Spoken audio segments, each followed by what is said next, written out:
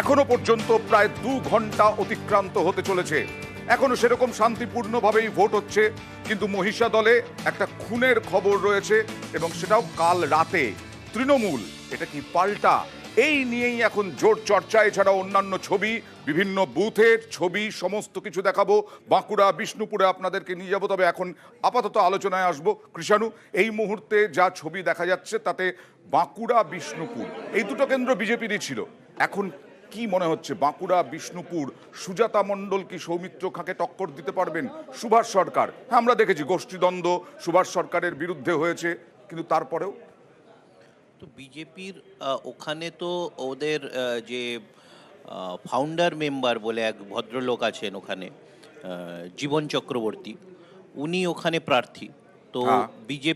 বিজেপির নিজস্ব একটা দলীয় কোন্দল তো ওখানে আছেই। সুভাষ সরকার কেন্দ্রীয় মন্ত্রী থাকার দরুন উনাকে একটা পার্টি অফিসে তালা বন্ধ করে রাখা হয়েছিল। কারা রেখেছিল? তার দলের কর্মীরা। তো উনার, আমি আবার বলছি, দেখো এখানে বিজেপির যারা ইনকামবেন্ট এমপি সকলের কিন্তু একটা ব্যাপক, সকলের বিরুদ্ধে এলাকায় কিন্তু একটা বড় জনরোষ আছে।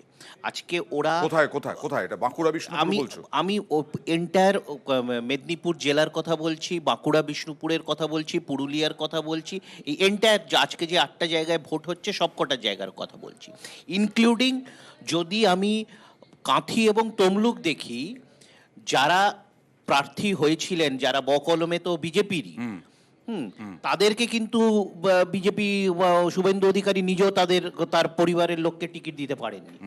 হ্যাঁ, তাকেও কিন্তু মুখ বদল করতে হয়েছে। তার কারণ হচ্ছে দিব্যেন্দু অধিকারী হোক, আজকে শিশির অধিকারী হোক, আজকে সুভাষ সরকার হোক, আজকে সৌমিত্র খান হোক, আজকে ঝাড়গ্রামে ওনাদের যে এমপি ছিলেন, আজকে আগের বারের ঘাটালের ওনাদের যে প্রার্থী, সকলের বিরুদ্ধে যে আজকে 19-এর এতগুলো আসন পাওয়ার পর কোভিডের সময় কারুর টিকি দেখা যায়নি। এই প্রান্তিক গরিব এসসি এসটি ওবিসি মানুষগুলোর পাশে তৃণমূল দলীয়ভাবে এবং পশ্চিমবঙ্গ সরকার সরকারিভাবে সে 2টি বছর দাঁড়িয়েছিল। সে রেশন হোক, তাদের দুর্দশা হোক, তাদেরকে ভ্যাকসিন দেওয়া হোক, এই সব কাজে বিজেপি এত সিট 19-এ পাওয়ার পর কোনো মানুষের কাজে লাগে। এটা কি একমত? একদম, তৃণমূল তো মানুষের পাশে দাঁড়িয়েছে। আমার শুধুমাত্র আমফান বা কোভিড কেন, গত 10 বছর ধরে 12 বছর ধরে দাঁড়িয়ে আছে। চুরি করতে হবে না, দুর্নীতি করতে হবে না, লুটতে হবে না মানুষের টাকা, মানুষের সম্পত্তি। এই যে সাদা খাতায় ওএমআর শিট, ব্যাপারটা হচ্ছে আজকের দিনে ভেন্টিলেশনে যাওয়া বঙ্গ বিজেপির পালে হাওয়াটা দিচ্ছে তৃণমূল। ভেন্টিলেশনে চলে গেছে বঙ্গ বিজেপি। বঙ্গ বিজেপি 2019-এ 18টা সিট, এবার তারপরে কথা ভাই দেখবেন 77টা সিট 2021-এ। এবার এই যে মানে গত ডিসেম্বরে এসে অমিত শাহ এসে বলে গেছিলেন যে 35টা সিট পেতে হবে। এপ্রিলে এসে সেটা 30-এর নিচে নেমে গেছে। এখন বলছে যে ভোটটা অন্তত করতে দিন, ভোটটা হোক, ভোটটা অন্তত করতে দিন, ভোটটা অন্তত দিতে দিন, কতটা সিট পাবো সেটা পরে দেখা যাবে। সেই বডি ল্যাঙ্গুয়েজই বলছে। সুকান্ত, এইটা সিপিআইএম কংগ্রেস বারবার বলে আসছে, তৃণমূল বিজেপিকে অক্সিজেন দিচ্ছে, বিজেপি আবার তৃণমূলের সঙ্গে সেটিং আছে। রাজ্য রাজনীতি থেকে এটা বোঝা যায়, এটা বলা যাচ্ছে এখনো যা পরিপ্রেক্ষিত চলছে? দেখো, যেটা হচ্ছে অভিযোগ পাল্টা অভিযোগ। তুমি দেখছো যে তৃণমূল এক ধরনের অভিযোগ করছে, বিজেপি ঠিক তার পাল্টা একটা অভিযোগ করছে। এবার ঘটনা হচ্ছে যে বর্তমানে পশ্চিমবঙ্গে তুমি যদি যুযুধান দুটো প্রতিপক্ষ ধরো, সেটা বিজেপি এবং তৃণমূল।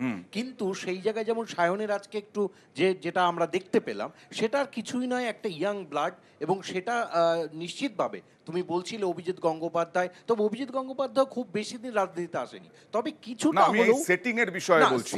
বারবার যে সেটিং এর অভিযোগ তোলে, দাবি তোলে।